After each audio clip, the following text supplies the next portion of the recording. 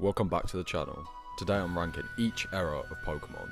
To begin this initial ranking, there must first be some ground rules set out for what justifies an era of Pokémon. In this video I will analyse and judge each game based on the Game Boy era, Gen 1 to 3, the DS era, Gen 4 to 5, the 3DS era of Gen 6 to 7, and the Switch era of Gen 8 to 9. I will judge each era based on gameplay, polish, and general vibe, which I know is highly subjective, but I think is highly important for these games. But anyway, without further ado, let's get into the rankings of each Pokémon era. The 3DS era brought some revolutionary changes, especially the introduction of 3D graphics. The games truly took the idea of gimmicks to the next level, introducing Mega Evolution in X and Y and Z moves in Sun and Moon. But the games focused so heavily on innovations such as riding Pokémon and these gimmicks that the games lacked polish. For each great new feature, the games had unfinished gym leaders who were too easy or didn't incorporate the gimmicks into their teams, or hollow endgames in comparison to games such as Heart Gold and Soul Silver. And it is these issues that plagues Game Freak's revolutionary games, as unfinished and possessing a 3D world that felt like it was there for aesthetic and didn't play into the features of the game. However, merit must be handed out, and these games took scale and presentation to the next level. The introduction of the Ultra Beast locations and Kalos' grand cities was something the fans could never expect. The Mega Evolution designs were incredible and brought new life to Pokémon that were soon dead. However, these games lack solidarity in their final release. They're unpolished and unfinished, and it places these games as the worst era of Pokémon.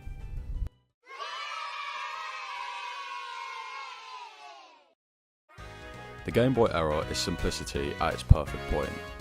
These games have one clear goal: to give the player a fun adventure and engaging gameplay. There isn't any desire to push boundaries and bring in super innovative ideas. Each game builds upon what was previously there, such as Silver and Gold introducing the Steel and Dark types, or Ruby and Sapphire introducing double battles. There isn't an insane amount of deference in these games. They are renowned for their polish and near perfect gameplay experience. Fire Red and Leaf Green are the quintessential Pokémon experience.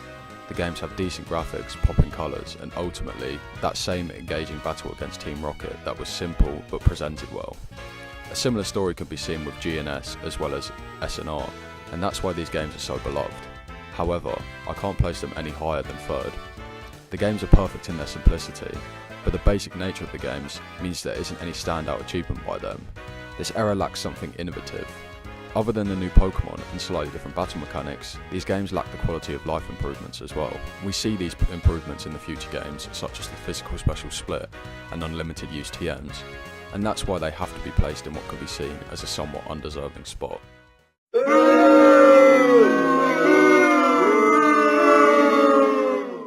Yes! Hell yeah! Now's time for some controversy. I think the Switch era is an incredible push by Game Freak to create some revolutionary and perfect games. This era's games have had similar issues to the 3DS era, but there is ultimately a wider reaching goal to modernise these games. Consistent features such as ranked play, DLCs, and a greater focus on online features has led to the games becoming more popular than ever.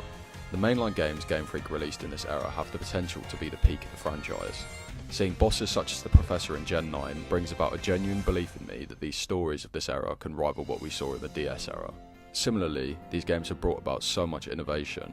Whilst BDSP was an attempt at a faithful remake, I justify those games as a blip in what has been an incredible era. The introduction of raids in Sword and Shield brought about replayability like never before, and possibility for trainers to catch some incredible Pokémon whilst facing a fun challenge. Also, competitive battling has reached its peak. Battling is more accessible than ever with more and more tournaments as well as ranked online play. The capability to enter a whole other side of Pokémon is easier than ever. What must also be commented on is Legends Arceus, a fully fledged spin-off game that took the basic mechanics of the game and created something so interesting and special with a great story to boot. The innovations and potential of these games makes me ignore the lack of polish in terms of bugs and glitches, and forces me to place the Switch era in second place.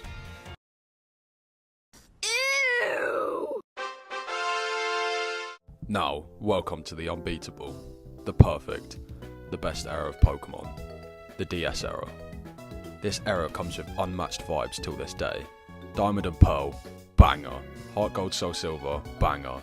Black and White, a new creature of the game's stagnating that created arguably the series' peak in terms of storiness and freshness, banger, and finally Black and 2, a mix of that freshness with the familiarity of the previous games, banger.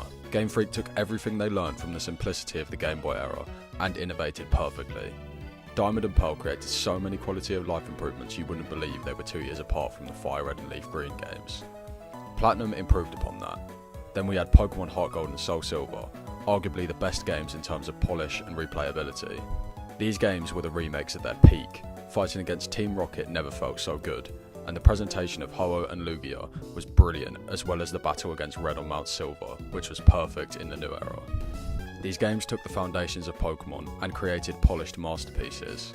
However, the era wasn't just implicit in stagnating the franchise. Game Freak took new changes and brought about Pokémon Black and White. The freshest game of all, Black and White was unrecognisable at the time. 150 new Pokémon, and those were the only usable ones throughout the story. There wasn't teams filled with Gyarados, Magneton and Lucario, staples that were used in all of the previous games. Instead, Game Freak sought to make their new Pokémon mainstays and have a proper effect on the franchise, which is why Pokémon such as Hydreigon, Amoonguss and Crocodile remain fan favourites to this day, with many more also. These games were a perfect refresh, but we also got fan service in the second release of Unova. For those who wanted to use older Pokémon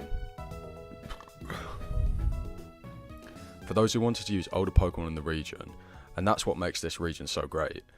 There is 2 entirely different ways to play the region, and 2 entirely different sets of Pokémon for you to enjoy. Ultimately, these games are great. They are the perfected Pokémon formula before the 3D era had to be introduced, and that's why these games remain on top till this day. Champion of the world! That's my ranking. Let me know what you think in the comments, and like and subscribe. Pikachu, Pikachu.